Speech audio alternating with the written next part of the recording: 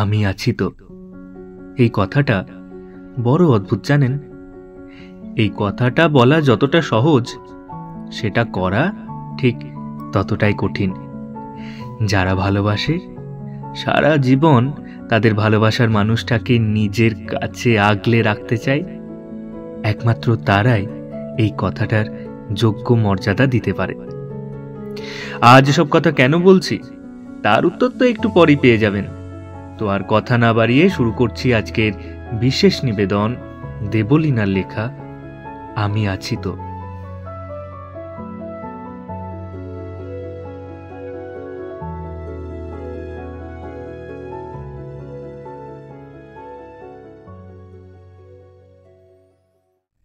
আরে আরে আরে আপনারা এইভাবে দাঁড়িয়ে আছেন কেন? চোখের সামনে এত বড় একটা অ্যাক্সিডেন্ট হয়ে গেছে, একটা অ্যাম্বুলেন্সে তো কল দিন না, সেটাও পারবেন না।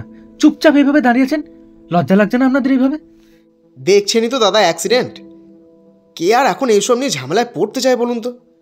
তার থেকে ভালো আগে পুলিশ আসুক, তারপর সব দিক ভেবে যা করার করবে। আচ্ছা ঠিক আছে, আপনাকে কি ইচ্ছু করতে হবে না, আপনার ঝামেলা নিয়েই আপনি থাকুন। আমি অ্যাম্বুলেন্সকে কল করছি আর ওনাকে হসপিটালেও নিয়ে যাওয়ার ব্যবস্থা করছি। হ্যাঁ আমি যাব, চলুন। ভিড়ের মধ্যে থেকে একটা মহিলা কণ্ঠস্বর ভেসে এলো। সে আরো বলল, এখন না মানুষের মনুষ্যত্ব বোধটাই হারিয়ে গেছে। কি করবেন বলুন? চলুন আপনি আর আমি তাহলে ওনাকে হসপিটালে নিয়ে যাই। ওনারা থাকুন, কখন পুলিশ আসবেন, কখন ওনাদের জেরা করবেন, সেসব কিছু নিয়ে। আর হ্যাঁ, আপনাকে আরেকটা কথা জানিয়ে রাখি, আপনাকে আর অ্যাম্বুলেন্সে ফোন করার কোনো দরকার নেই, আমি করে দিয়েছি, ওরা 5 মিনিটের মধ্যেই চলে আসবে। রূপ এত কিছুর মধ্যেও ভিড়ের মধ্যে এই কণ্ঠস্বরটা শুনে বেশ চমকে উঠল। তবে ইতিমধ্যে অ্যাম্বুলেন্স চলে আসার জন্য সেটা নিয়েই ব্যস্ত হয়ে পড়ল।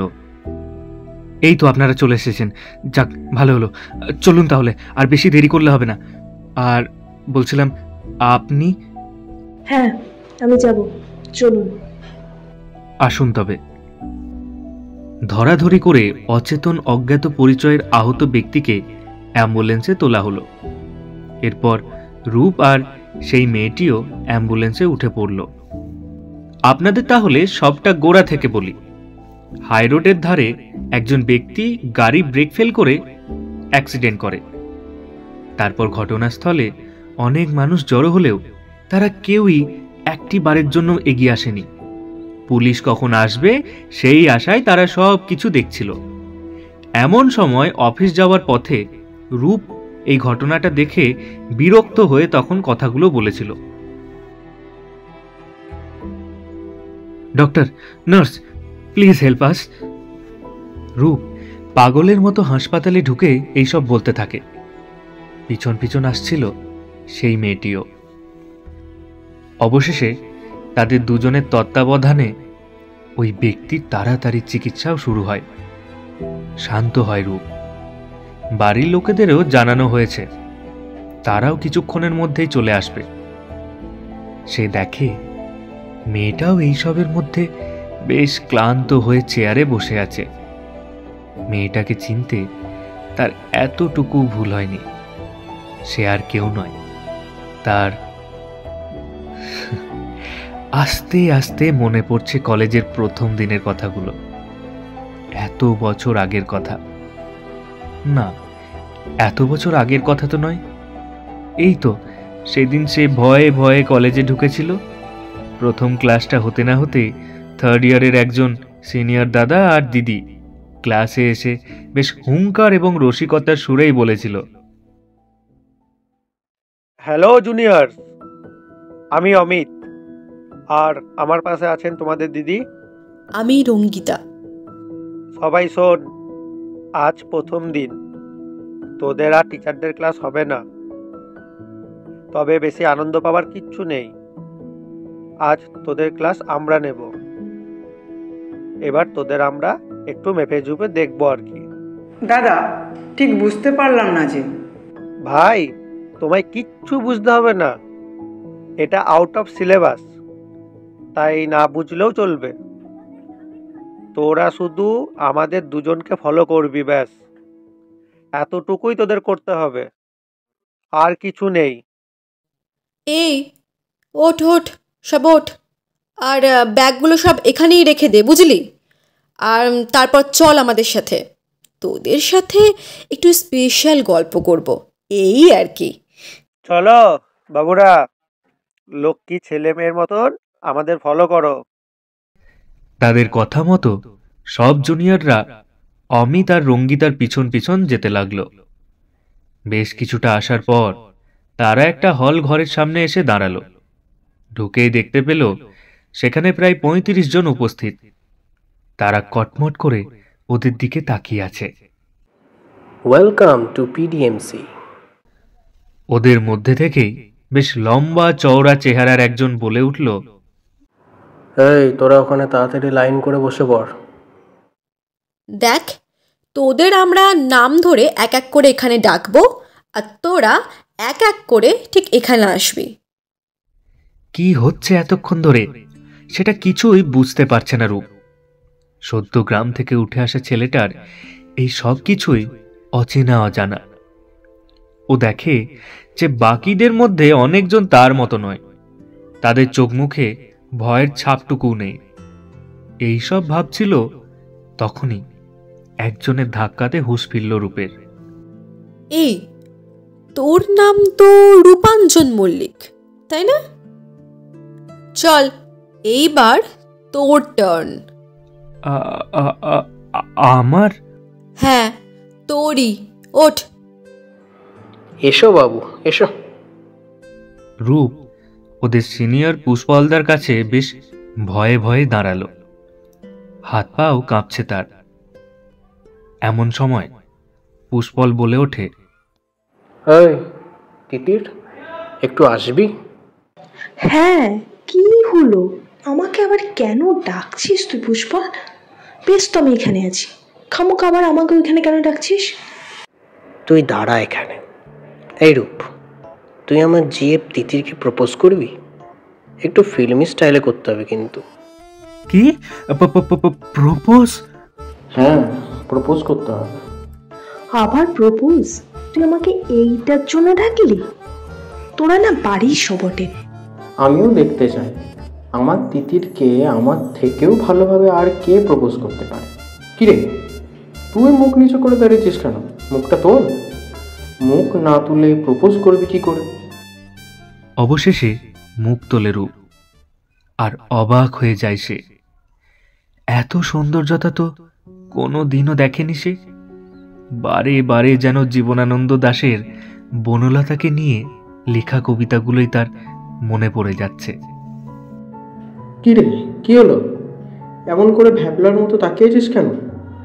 তাড়াতাড়ি বল, অনেকটা দেরি হয়ে গেছে। আমাদের কি সারাদিন তোদেরকে নিয়ে পড়ে থাকলেই হবে? নে নে নে, তাড়াতাড়ি বল। এতক্ষণে মুখ খোলে রূপ। পৃথিবীর সব কিছুকে সরিয়ে রেখে শুধু তিতিরের দিকে তাকিয়ে সে বলে ওঠে, 1000 বছর ধরে আমি পথ হাঁটিতেছি পৃথিবীর পথে। সিংহল সমুদ্র থেকে নিশীথের অন্ধকারে মালয় সাগরে। অনেক ঘুরেছি আমি বিম্বিসার অশোকের ধূসর জগতে। সেখানে ছিলাম আমি আরো দূর অন্ধকারে বিদর্ভ নগরে। আমি ক্লান্ত প্রাণ এক, চারিদিকে জীবনের সমুদ্র সফেন। আমারে দুদণ্ড শান্তি দিয়েছিল নাটোরের বনলতা সেন। চুলতার কবেকার অন্ধকার বিদিশার নিশা, মুক্তার শ্রাবস্তির কারুকার্য।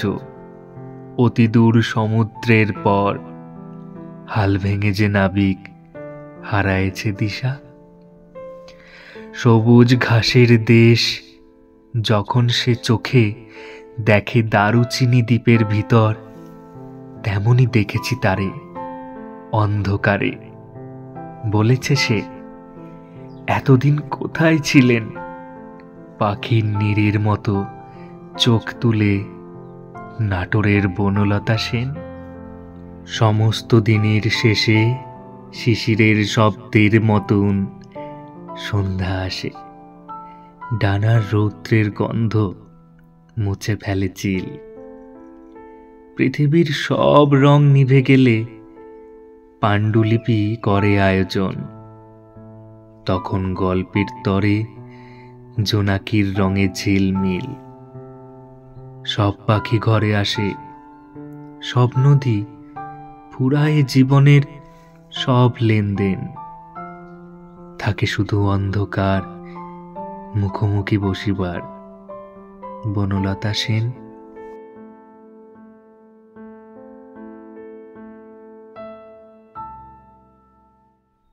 সবাইকে অবাক করে দিয়ে কি যেন এক অদ্ভুত ঘোরের মধ্যে থেকে রূপ এই কবিতাটা তিতিরের দিকে তাকিয়ে বলে উঠল। রূপের হুঁশ ফিরল যখন অমিত বলে উঠল, ভাই, তোর পেটে পেটে এত, এইটুকু পুচকে ছেলে এইভাবে প্রপোজ করতে পারে? এ তো পুরো ডাইরেক্ট জীবনানন্দ দাশের বনলতা সেন রে। চুপ হয়ে গেছে পুষ্পল। অন্যদিকে তিতিরও রূপের চোখের দিকে তাকিয়ে বেশ অবাক হয়ে গেছিল। নিজের মনে বলে উঠেছিল, কই, এই 3 বছরে তো আমি পুষ্পলের চোখে একবারের জন্য এই বিভরতাটা দেখিনি। কি হয়েছে কি? এই ছেলেটা কেন ভেবে আমার দিকে তাকাচ্ছে? আর কথাগুলো কেনই বা এত সিরিয়াস ভাবে বলছে? এই ঘটনাটার পরে কিছুক্ষণের মধ্যেই ইন্ট্রো পর্ব শেষ করে পুষ্পল বেরিয়ে যায় হল থেকে। রূপের চোখে আজ সেই দিনটা নতুন করে ভেসে উঠল। নিজের মনেই বলে উঠল, তিতিরদি, ওর কাছে যেতে তো খুবই ইচ্ছা করে, কিন্তু আমায় কি ও চিনতে পারবে? মাঝখান থেকে এতগুলো বছর পেরিয়ে গেছে। সেই লাস্ট দেখা হয়েছিল যখন ওদের ফেয়ারওয়েল ছিল। তারপর থেকে তো আর কোথাও এত খুঁজেও দেখা পাইনি, কোনো খোঁজও পাইনি। আজ এইভাবে যখন দেখা হয়েই গেছে, তখন আর আমি ওকে হারাতে পারবো না।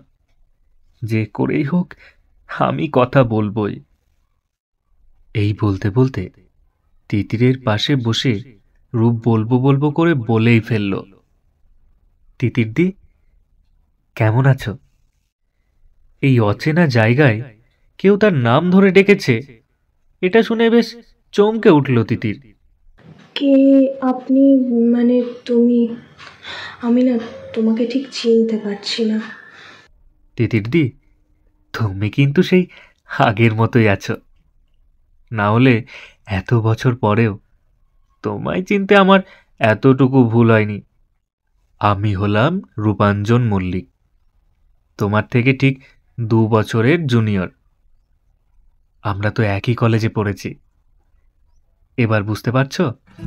ও তুই! দেখেছিস আমি কেমন ভুলে গেছি। কিচ্ছু মনে করিস না ভাই আমার। তবে আমি তোকে ভুলে যেতে পারি, কিন্তু তোর বলা সে বনলতা সেন আমি এখনো পর্যন্ত ভুলতে পারিনি। ওইটুকুনি ছেলে কেমন গড় গড় করে অত বড় কবিতা বলে দিল। তোমার মনে আছে? হ্যাঁ, মনে থাকবে না? আবার ইন্ট্রো থেকেও এমন বলে। এই বলে তিতির হেসে উঠল। রূপ তিতিরের সেই হাসি ভরা মুখটা দেখে যেন আবার নতুন করে প্রেমে পড়ল। আসলে কি বলতো, এই সারা দিন অফিসের এত কাজের পর যখন কবিতার বইগুলো নিয়ে বসি, তখন যেন শান্তি পাই। এগুলো নিয়েই আমার বেঁচে থাকা। আর তুমি? আমারও চলে যায় রে। সারা সপ্তাহটা অফিস নিয়ে ব্যস্ত থাকি, তারপরে যে 2টো ছুটির দিন আছে সেটা আমি বুঝতেই পারি না। এত কাজ থাকে, কোন দিন যে কিভাবে পেরিয়ে যায় আমি এখনো পর্যন্ত বুঝতেই পারলাম না। তারপরে মা বাবাও তো অসুস্থ হয়েছে, তাদেরকে তো আমাকেই দেখতে হয় বল। তো সব মিলিয়ে মিশিয়ে ওই চলে যাচ্ছে বলতে পারিস। তুমি যে এত ভালো গান করতে, সেটাও কি? গান? সে সব পুরনো দিনের কথা। ওসব শখের জিনিসের আমাদের মধ্যবিত্তদের জীবনে কোনোদিনই কোনো অস্তিত্ব থাকে না। সেগুলো একটা বয়সের পর আমাদের ছেড়ে দিতে হয় পরিবারের কথা ভেবে। যেমন আমাকেও ছাড়তে হয়েছে, অনেকজনকেই এই স্যাক্রিফাইসটা করতে হয়। বাবা মা অসুস্থ, তাদের নিয়েই চলে যাচ্ছে। তোমায় একটা কথা জিজ্ঞেস করব? হ্যাঁ বললাম, কি বলবি? আর এত হেজিটেট করার কিছু নেই, বুঝলি, বলে ফেল। আসলে মানে পুষ্পলদা কেমন আছে? ও এই কথা? হ্যাঁ, সে যেমন থাকার তেমনই আছে, তার মতন করে সে ভালো আছে, আর আমি আমার মতন করে ভালো আছি। সে এখন বিবাহিত, যথেষ্ট সুখে শান্তিতে সংসার করছে। তাহলে রূপ, 2 বছর আগে আমাদের সম্পর্কটা ভেঙে গেছে। আজ আর কোনো অস্তিত্ব নেই ওর আর আমার মধ্যে কি সম্পর্ক ছিল। তাই সে নিজের মতন করে বিয়ে করেছে। আমি ওর থেকে আগেই চাকরি পেয়েছিলাম। যখন পেয়েছিলাম তখন ঠিকই ছিল, মোটামুটি আমার কোনোদিন অসুবিধা ছিল না। ও তাড়াতাড়ি চাকরি পাবে এমন আশাও আমি কোনোদিনও করিনি। আমি পেয়েছিলাম, আমি জানতাম ও ঠিক পেয়ে যাবে, আমার অত তাড়াহুড়ো কিছু ছিল না। তারপর ও যখন চাকরি পেল, তখন ওর প্রথমেই একটা শর্ত ছিল যে আমাকে আমার চাকরিটা ছেড়ে দিতে হবে। আমি বললাম, কেন ছাড়বো? তখন ও বলল যে ওদের বাড়িতে এই চাকরিওয়ালা মেয়ে নাকি ওর মা বাবা মেনে নেবে না, আমাকে সম্পূর্ণ একটা ঘরোয়া বাধ্য বউ হয়েই থাকতে হবে। আমি সেটা মেনে নিতে পারবো না, কারণ আমি এত কষ্ট করে এই চাকরিটা পেয়েছি। আমার মনে হয়নি যে আমাকে আমার নিজের ভালোবাসা মানুষটাকে পাওয়ার জন্য আমাকে এই চাকরিটা ছেড়ে দিতে হবে। কারণ আমার বাবা খুব বড় একটা চাকরি করেনি কোনোদিন, তাই তাদেরকে তো আমাকেই দেখতে হবে। তাদের সব ওষুধপত্র লাগছে, ডাক্তারি খরচ, সেগুলো তো আমাকে দিতে হবে। তারা পাবে কোথায়? আমি সারা জীবন বড় পেনশনের ভরসায় তো তাদেরকে রাখতে পারবো না। মেয়ে হয়তো এটা আমার কর্তব্য, দায়িত্ব। ওকে সেগুলো বললাম, ও বলল তাহলে ছেড়ে দিতে হবে। তারপর আরও বললো, জানিস, এখন নাকি আমার মুখে বয়সের ছাপ পড়ে গেছে। ভালো কথা, তা তো পড়বেই, বয়স যখন হয়েছে বয়সের ছাপ তো পড়বেই, সেটা তো স্বাভাবিক। কিন্তু ওর পাশে আমাকে আর মানাবে না। কিরকম এই করে আস্তে আস্তে ছেড়ে চলে গেল। আমি শুধু সেদিন নির্বাক হয়ে দাঁড়িয়ে দেখেছিলাম মানুষ কিভাবে এরকমটা হতে পারে। আমি ভালোবাসলাম একজনকে, আর সেই মানুষটা আমার যখন সব থেকে বেশি প্রয়োজন হতো যে সময়টায়, সেই সময়টায় আমাকে ছেড়ে চলে গেল। কি না, আমি চাকরি করি, আমার মুখে বয়সের ছাপ পড়ে গেছে, শুধু এইগুলো কথা বলে। বড্ড আশ্চর্য লাগে জানিস, তোদের ছেলেদের আমি না চিনতে পারি না। তোরা মেয়েদের মন নিয়ে এইভাবে খেলতে পারিস।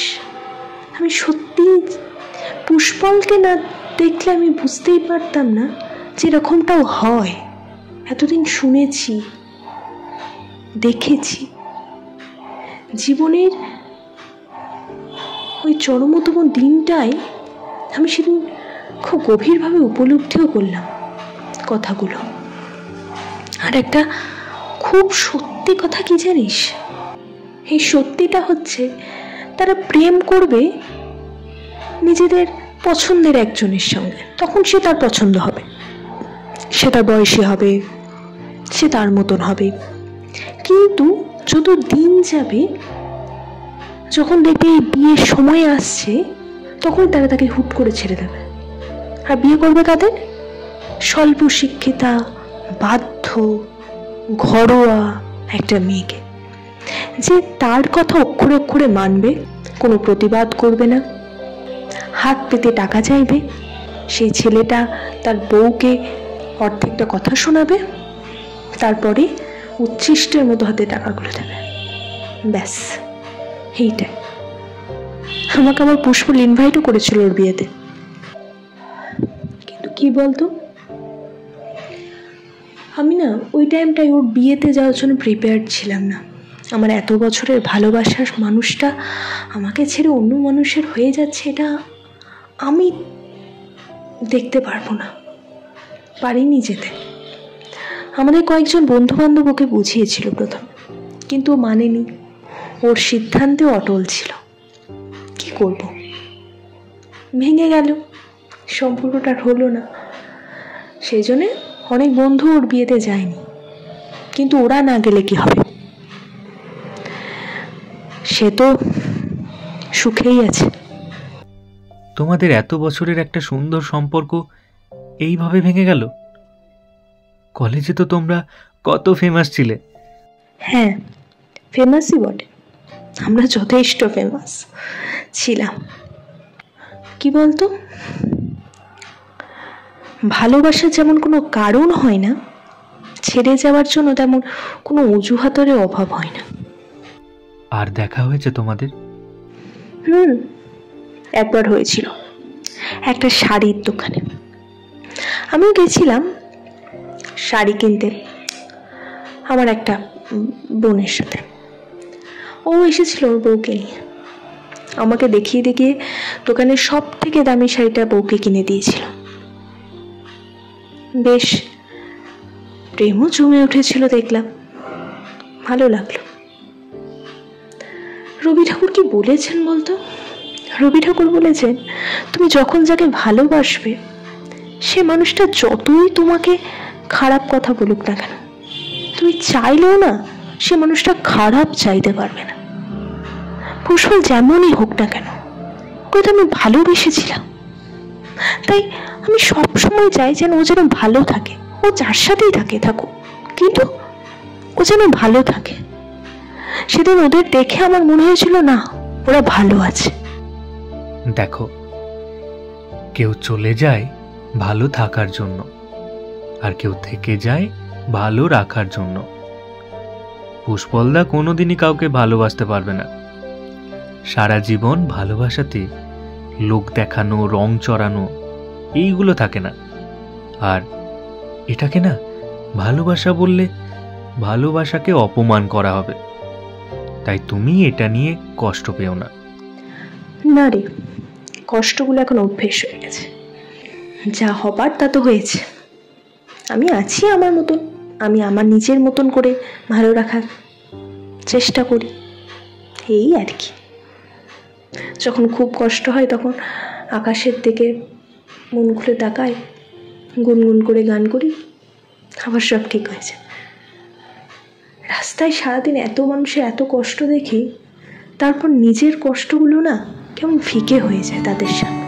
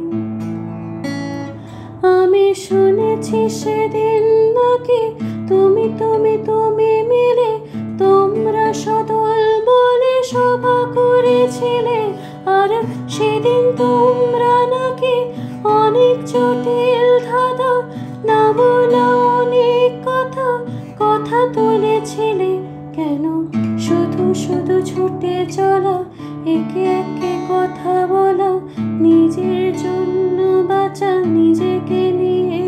যদি ভালোবাসা নাই থাকে, শুধু একা একা লাগে, কোথায় শান্তি পাবো, কোথায় গিয়ে বলো, কোথায় গিয়ে?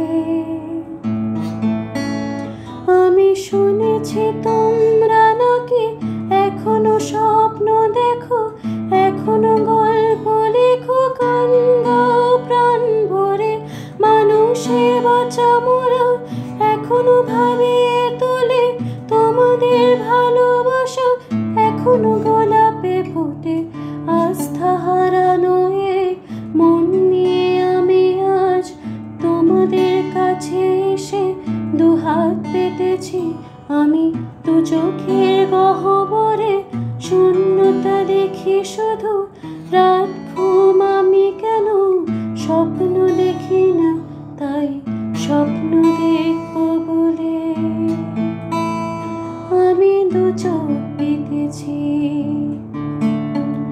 তাই তোমাদের কাছে এসে আমি দুহাত পেতেছি,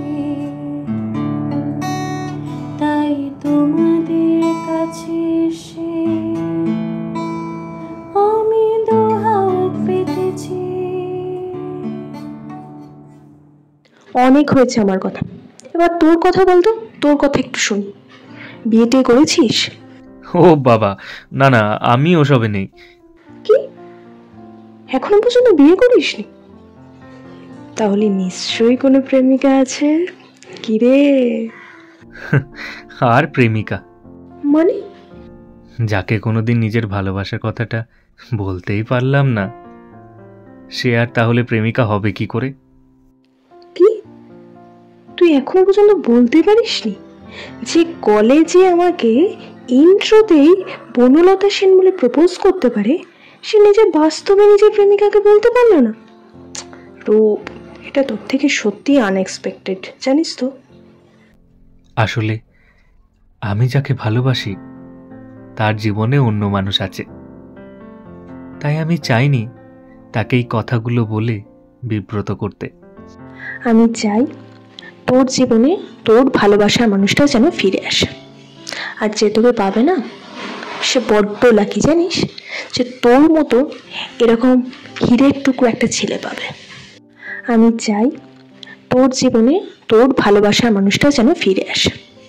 তাই যেন হয় গো, তবে সেই মানুষটা যেখানেই থাকুক যেন ভালো থাকুক, এটাই আমি চাই। জোর করে তো ভালোবাসা হয় না, তাই আমায় যদি না ভালোবাসতে পারে তবে আমার কোনো আক্ষেপ নেই, ও ভালো থাকুক। আমি কোনোদিনই চাই না আমার ভালোবাসার মানুষ খারাপ থাকুক। আমি চাই সে পৃথিবীর সবটুকু সুখ শান্তি নিয়ে আনন্দে থাকুক। আমার কাছে এসে যতটা ভালো থাকতো তার থেকেও যেন বেশি সে ভালো থাকে, ওটাতেই আমার আনন্দ। বাহ, বড় ভালো বললি তো। এই তোদের মতো কিছু জনের জন্যই জানিস তো এই সমগ্র পুরুষ জাতিটার প্রতি একটু হলেও বিশ্বাস করা যায়। এখনো নিয়ম করে মনে চাঁদ সূর্য এই তোদের জন্যই ওঠে। তুমি কিন্তু একটু বেশি আমার প্রশংসা করছো। এত কিছু নয়, এগুলো আমার বিশ্বাস। খুব তাড়াতাড়ি পেয়ে যাবি। দেখাই যাক। তবে এখন যদি অফিসটা টাইম মতো ঢুকতে না পারি তাহলে চাকরিটা থাকবে কিনা বলতে পারবো না। দেখেছিস, গল্প করতে করতে কোনো হুঁশই নেই। সত্যি বড্ড দেরি হয়ে গেছে। তা তোর অফিস কোথায়, কত দূর এখান থেকে? এই তো এখান থেকে 15 মিনিট, একটা অটো বা ট্যাক্সি ধরে চলে যাব। আর তোমার? আমারও এখান থেকে 10 মিনিট লাগবে। চল ট্যাক্সি ধরি।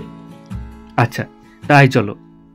তোর সাথে দেখা হয়ে ভালোই লাগলো, মাঝে মাঝে আড্ডা দেওয়া যাবে। তোর নাম্বারটা দে তো, আমি সেভ করে নিই। ঠিক আছে, আমি বলছি, তুমি লিখে নাও। বেশ, আমি তোর নাম্বারটা সেভ করে নিলাম, পরে কথা হবে। বাই। অফিসে ফিরে বসের বেশ চোখ রাঙানি দুজনকেই সহ্য করতে হয়েছে, কিন্তু এই পরোপকারী স্বভাবের জন্য এইটুকু তো সহ্য করাই যায়। কিন্তু রূপের যেন কিছুতেই বিশ্বাস হচ্ছে না আজকে তিতিরের সাথে দেখা হওয়া, আবার নতুন করে কথা বলা, সবকিছু যেন স্বপ্নের মতো লাগছে তার।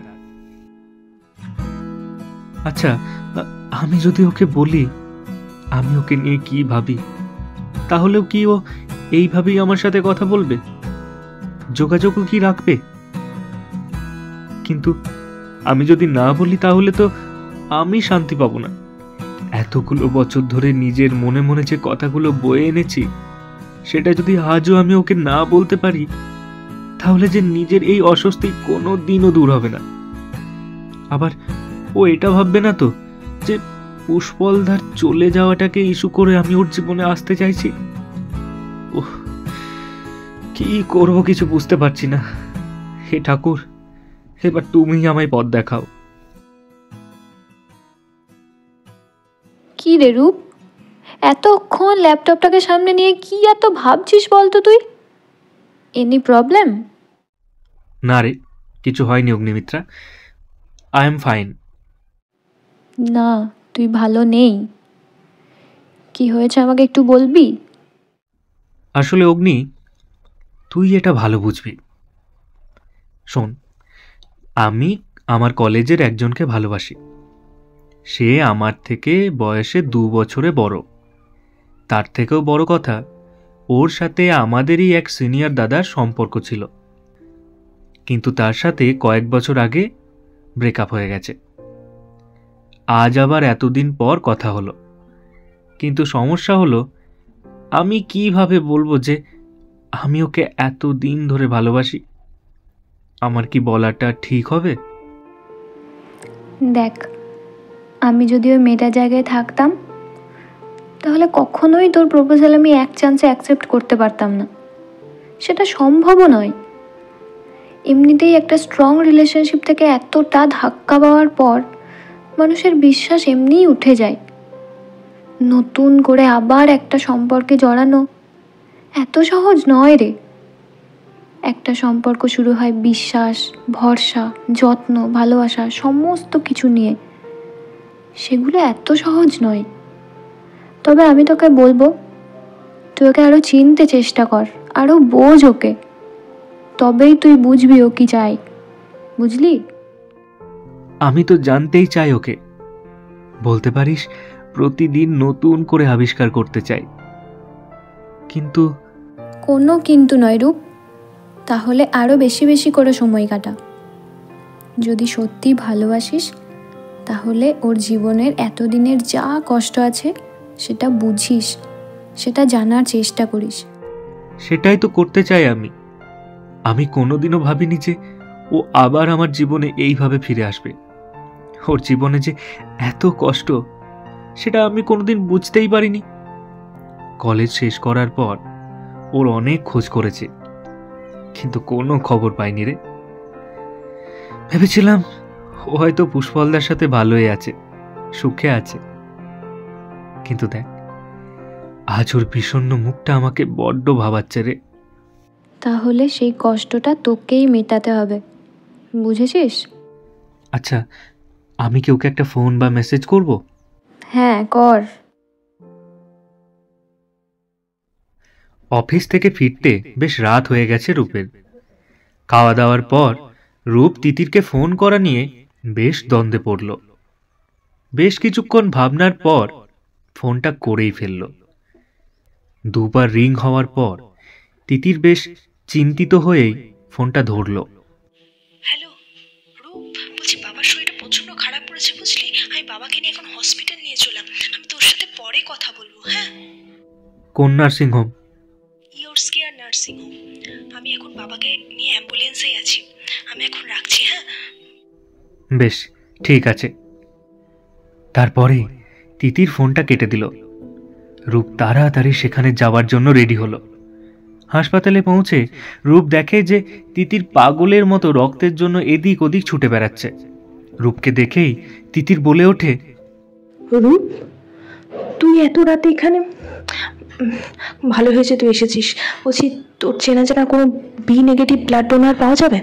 কারণ কি বলছেন বলতো, এখানে বাবাকে ব্লাড দিতে হবে, আর ব্লাড ব্যাঙ্কে না কোনো বি নেগেটিভ ব্লাড পাওয়া যাচ্ছে না। তো তোর চেনা জানা কোনো ডোনার আছে? মানে সে আসতে পারবে ইমিডিয়েটলি? তোমায় কিচ্ছু চিন্তা করতে হবে না, আমি আছি তো। আমার একটা চেনা জানা দাদা আছে, তার বি নেগেটিভ ব্লাড, তাকে বললেই হবে। থ্যাংক ইউ রূপ। বলছি সে আসবে তো? এর কয়েক ঘন্টার মধ্যেই রূপের সেই দাদা ব্লাড দিয়ে তিতিরের বাবাকে বিপদমুক্ত করলেন। শান্তির নিঃশ্বাস ফেলল তিতির। ভোরের আলো ততক্ষণে ফুটে উঠেছে। তোর ঋণ আমি কখনো শোধ করতে পারবো না রূপ। বড্ড উপকার করলি ভাই আজকে। তুই আর তোর ওই দাদা না থাকলে সত্যি বাবাকে আমি আজকে বাঁচাতে পারতাম না। ব্লাড ব্যাঙ্কে অন্য সময় থাকে, কিন্তু আজ কি যে হলো। আজ তোরা পাশে ছিলিস বলে হয়তো বাবাকে আমি সুস্থ করতে পারলাম। তুমি যদি চাও, আমি সারা জীবন তোমার পাশে এইভাবেই থাকতে পারি। মানে? আমি জানি এই কথা বলার জন্য এটা সঠিক সময় নয়, তাও কাকু যখন বিপদমুক্ত হয়েছেন, উনি ভালো আছেন, তাই এটা বলছি। তুই ঠিক কি কথা বলবি? আমি সারা জীবন তোমার পাশে থাকতে চাই। আমি তোমার ছায়া হয়ে থাকতে চাই। তুমি কি তোমার পাশে আমাকে সারা জীবনের জন্য রাখতে চাও? আমি একজন যোগ্য জীবন সঙ্গীর মতো তোমায় আগলে রাখবো সব সময়। রূপ, কি আবল তাবল বকছিস? তোর মাথা ঠিক আছে? তুই এত কিছু জানার পরে এসব কথা বলছিস? আর এমনিতেও তোকে আমি ছোট ভাইয়ের চোখে দেখি। কোনোদিনই তুই যেগুলো বলছিস সেগুলোর দাম আমি তোকে দিতে পারবো না। বিশ্বাস ভরসা সব কিছু হারিয়েছি আমি রূপ। নতুন করে আর সেগুলো ফিরে আমি পাবো না। আর এমনিতেও তুই ভালোবাসার কি বুঝিস যে এতগুলো কথা বলছিস? সত্যি, আমি হয়তো ভালোবাসা সঠিক কাকে বলে জানি না, কিন্তু জানো তো, তোমার কাছে যেটা অসহায়তা, সেটা আমার কাছে ভালোবাসা। তোমার কাছে যেটা আঘাত, আমার কাছে সেটা ভালোবাসা। তোমার কাছে যেটা অবহেলা, সেটা আমার কাছে ভালোবাসা। তোমার কাছে যেটা পাগলামি, আমার কাছে সেটা ভালোবাসা। তোমার কাছে যেটা বিশ্বাস, আমার কাছে সেটা ভালোবাসা। তোমার কাছে যেটা দায়িত্ব, আমার কাছে সেটা ভালোবাসা। তোমার কাছে যেটা যত্ন, আমার কাছে সেটা ভালোবাসা। তোমার কাছে যেটা অধিকার, আমার কাছে সেটা ভালোবাসা। তোমার কাছে যেটা অপেক্ষা, আমার কাছে সেটা ভালোবাসা। আর যদি বলো আমার কাছে ভালোবাসা কি, তাহলে এক বাক্যে সর্বসমক্ষে স্বীকার করব, শুধু তুমি। আর ভালোবাসা প্রতিটা মানুষের কাছে এই এক একটা রূপে ধরা দেয়। এগুলো শুধু সাহিত্যে মানায় রূপ, বাস্তবে এর কোনো মূল্য নেই। তুমি শুধু একজনকে দিয়ে বাকিদের তুলনা করছো। সবাই তো সমান হয় না। যেদিন থেকে ভালোবাসা বুঝেছি, সেদিন থেকেই তোমাকেই জেনেছি। কোনো পাবার আশায় তোমায় আমি ভালোবাসিনি। যখন তোমায় দেখেছি, আস্তে আস্তে সেটা ভালো লাগা থেকে কখন যে ভালোবাসায় পরিণত হয়েছে বুঝতেই পারিনি। কিন্তু যখন ভালোবেসেছি, তখন তুমি অন্য কারোর ছিলে। মনকে বারবার বুঝিয়েছিলাম যে যেটা করছি সেটা ঠিক নয়। কোনোদিন তুমি আমায় গ্রহণ করবে না। তারপরেই মন বলেছিল, ভালোবাসতে তো কোনো দোষ নেই, সারা জীবন যে তাকে পেতেই হবে এমন তো কোনো কথা নেই। তুমি আমার কল্পনাতে আমার সাথেই ছিলে, এখনো আছো, আর ভবিষ্যতেও থাকবে। তুমি যখন ক্লাস করতে, আমি তখন জানলার ফাঁক দিয়ে তোমায় হাঁ করে দেখতাম। তুমি যখন কষ্ট পেতে পুষ্পলদার সাথে ঝগড়া করে, মনে হতো কেউ যেন বহুগুণ কষ্ট আমায় দিয়েছে।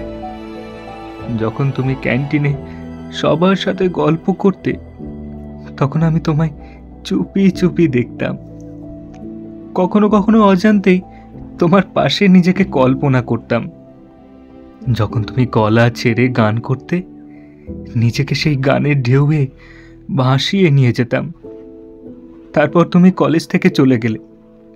শুধু তাই নয়, যেখানে থাকতে সেখান থেকেও তুমি কোথায় যেন হারিয়ে গেলে।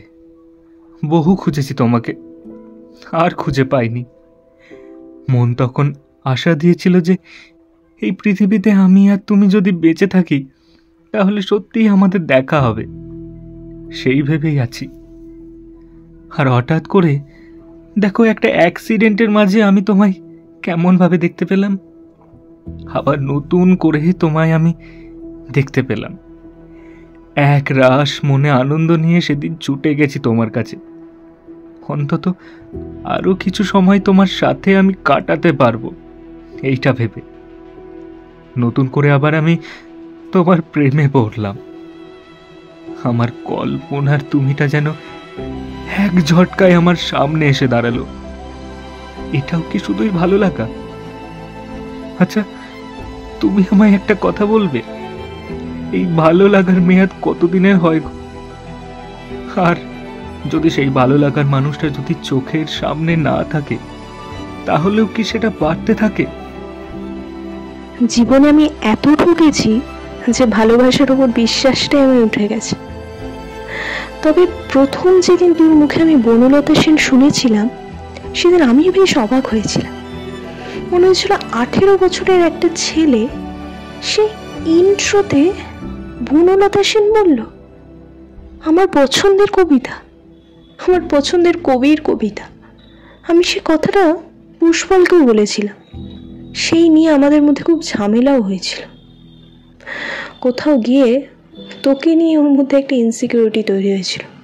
যখন থেকে তুই কবিতাটা বললি, তারপর থেকেই সেটা শুরু হয়েছিল। তোর নিশ্চয় মনে আছে ও কিভাবে সেদিন হল থেকে বেরিয়ে গেছিল? হ্যাঁ, মনে আছে আমার। সেদিন তোমায় দেখার পর থেকেই নিজের মন থেকেই যেন বনলতা সেন উঠে এলো। তবে আমি বুঝতে পারিনি যে সেটার জন্য তোমাকেই এতটা সাফার করতে হবে। আসলে কি বলতো, মানুষের যখন নিজের ভালোবাসার প্রতি বিশ্বাস থাকে না, তখন ইনসিকিউরিটির জন্ম হয়।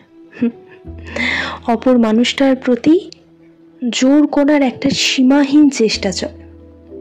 এতে সে মানুষ দুটোর মধ্যে দূরত্ব আরও বেড়ে যায়, আর তৃতীয় মানুষ সহজেই সেই সুযোগটা নেয়।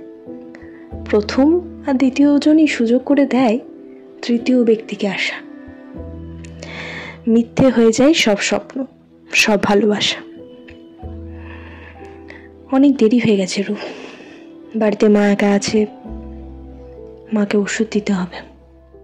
বেশ, তবে আজ যা কিছু হলো তার জন্য সরি। তবে তুমি যদি আমায় নিজের পাশে কোনো দিনও না চাও, তাহলে আমি তোমায় কখনো আটকে রাখবো না, কোনো দিনও জোর করব না। কিন্তু কোনোদিন যদি আমাকে তোমার পাশে চাও, জাস্ট একবার হলেও যদি আমার কথা মনে পড়ে, তাহলে শুধু একটি বার ডেকো। আমি তোমার পাশে সবসময় ছিলাম, আছি আর থাকবো। না রে, ঠিক আছে, তুই তোর মনের কথাও জানিয়েছিস, এতে খারাপ লাগার কিছু নেই।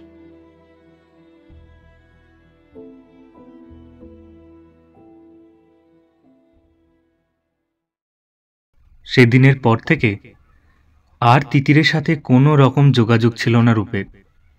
রূপও অনুশোচনার জন্য আর নিজে থেকে ফোন করেনি। এমনি করে প্রায় 2 মাস চলার পর একদিন অফিসে নিজের ডেস্কে কাজ করছিল রূপ।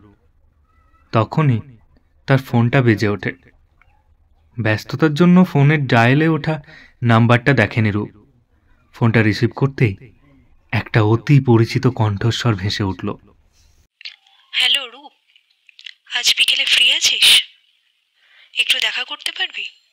হ্যাঁ, আমি ফ্রি আছি। কোথায় কখন দেখা করতে হবে সেটা আমি তোকে টেক্সট করে জানিয়ে দিচ্ছি, ঠিক আছে? তুই চলে আসিস সময় মতো। আচ্ছা, ঠিক আছে।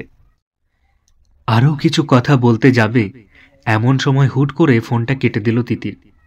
তারপরেই সময় আর স্থান দুটোরই ডিটেলস রূপের ফোনে পৌঁছে গেল।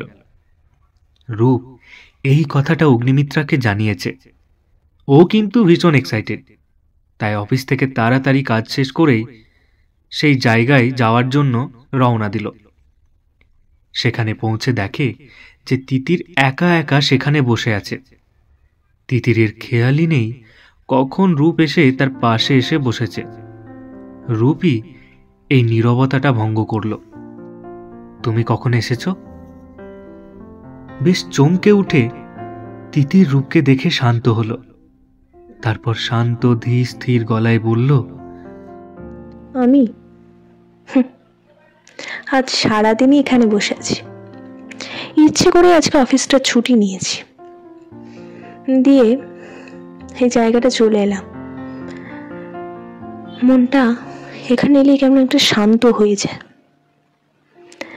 নিজের সাথে অনেকগুলো বছর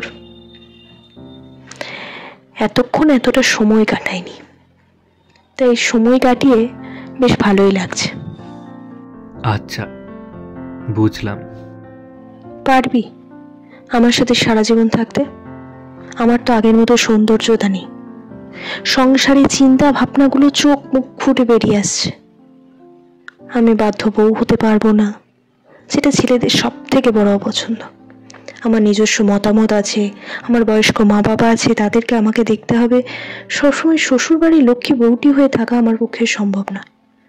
এত কিছুর পরেও তোর আমার উপর সে ভালোবাসাটা থাকবে? আমি তোমায় ভালোবাসি, তাই তোমার রূপের মোহ আমার কোনোদিনই ছিল না। রূপ একটা সময়ের পর ছেলে বলো আর মেয়েই বলো, তাদের একা করে রেখে উধাও হয়েই যায়। তাই সেই সবে আমার কোনোদিনও কোনো আগ্রহ ছিল না, আর এখনো নেই। আর আমি আমার জীবনে একজন জীবন সঙ্গীকে চাই, যে আমার সব সুখে দুঃখে আমার পাশে থাকবে। আমিও তার সুখে দুঃখে সব সময় পাশে থাকব। আমি কোনোদিনই আমার বাধ্য বউ চাইনি, কারণ আমি মনে করি পৃথিবীতে সব মানুষের নিজস্ব মতামত থাকবে, এবং সেটা থাকাই উচিত। যাদের সেটা থাকে না তারা কিন্তু প্রকৃত মানুষ নয়। যাদের সেটা থাকে তারাই প্রকৃত সিদ্ধারাযুক্ত মানুষ। আর মা বাবা তো আমারও আছে, তাদেরও বয়স হয়েছে, তাদেরকেও আমাকেই দেখতে হবে। আমি তাদের ছেলে বলে তাদের দেখার অধিকার থাকতে পারে, আর একটা মেয়ের কি সেই অধিকার থাকতে পারে না? বারে, সেটা তো হতে পারে না। তাই তোমার হাত আমি সারা জীবন এমনভাবেই ধরব, যাতে তুমি এখন যেমন মুক্ত বিহঙ্গের মতো সারা আকাশ উড়ে বেড়াচ্ছ, তখনও তাই থাকবে। এই বিশ্বাস নিয়েই একটা নতুন জীবন শুরু করা উচিত। তোমার যা কিছু অসুবিধে সব আমি নিজে বরণ করে নিলাম। সবশেষে এটাই বলবো, চিন্তা করো না, আমি আছি তো। কিন্তু সমাজ যে এসব বলবি, তখন কিন্তু তোর মনে হবে যে তুই জীবনে মস্ত বড় ভুলটা করেছিস। সমাজ তো সবাইকে নিয়েই কথা বলে। একদিন ওরা আমাদের নিয়ে কথা বলবে, আবার পরদিন ওরা সেটা ভুলে গিয়ে অন্যদের নিয়ে কথা বলবে। তাই সমাজকে নিয়ে আমি কোনোদিনই খুব একটা গুরুত্ব দিই না। আর তোর মা বাবা, তোর মা বাবা কি বলবে? তারাই একমাত্র যারা আমার জীবনে তোমার অস্তিত্বের কথা জানেন। তারা গ্রামের সহজ সরল মানুষ হলেও ভালোবাসাকে সবসময় প্রাধান্য দেন। তাই তাদের কোনো আপত্তি নেই। আমার ভালো থাকাতেই তাদের আনন্দ। বুঝলাম। তোর মা বাবা আমাদের বয়সে তফাৎটা মেনে নেবে? আমি তোর চেয়ে 2 বছরের বড়। ভালোবাসা কি এত কিছু মেনে হয়? ভালোবাসাকে কোনো দিন আমরা ছকে বাঁধতে পারবো না, এটা নিজের নিয়ম মেনেই চলবে। তাই বয়স, ধর্ম, বর্ণ এই সব কিছুর ঊর্ধ্বে গিয়ে আমাদের কাছে ভালোবাসা ধরা দেয়। তোমায় একটা কথা জিজ্ঞেস করব? হ্যাঁ বল। তোমার কাছে ভালোবাসা কি? ও এই প্রশ্ন? যে মানুষটা সব সময় আমার পাশে থাকবে আর আমার পাশে থেকে বলবে আমি আছি তো, কোনো চিন্তা নেই, আমি সেই মানুষটাকে চাই। বাড়ি ফিরতে দেরি হলে যে মানুষটা আমাকে নিয়ে চিন্তা করবে, সন্দেহ নয়, আমি সেই মানুষটাকে চাই। যে মানুষটা চোখের ভাষা বোঝে, আমি সেই মানুষটাকে চাই। যে মানুষটাকে মন খারাপের কোনো পুঙ্খানুপুঙ্খ বিবরণ দিতে হয় না, আমি সেই মানুষটাকে চাই। যে মানুষটা রাগ আর অভিমানে পার্থক্যটা বোঝে, আমি সেই মানুষটাকে চাই। ভিড়ের মধ্যে যদি কখনো হারিয়ে যায়, সেই মানুষটা শুধু আমাকেই খুঁজে যাবে। যার চোখ শুধু আমাকেই খুঁজবে, আমি সেই মানুষটাকে চাই। যে মানুষটা সারা জীবন আমার বন্ধু হয়ে থাকবে, নিজের পৌরুষত্ব দেখিয়ে কাউকে ছোট করবে না, আমি সেই মানুষটাকে চাই। যখন আমার খুব মন খারাপ করবে, তখন নিজের বুকের মধ্যে জড়িয়ে আমার সব কষ্টগুলোকে ভুলিয়ে দেবে, আমি সেই মানুষটাকে চাই। যে আমার মন খারাপের ওষুধ, আমার ভালো লাগা খারাপ লাগা সবটুকু তাকে ঘিরে হবে, আমি শুধু সেই মানুষটাকেই চাই। যার কাছ থেকে আমি বিশ্বাস, ভরসা এগুলো পাবো। দায়িত্ব আর কর্তব্যের চাপে পড়ে কেবল শুধু আমার স্বামী হয়ে উঠবে না, আমার বন্ধু থাকবে সারা জীবন। আমি সেই মানুষটাকেই চাই।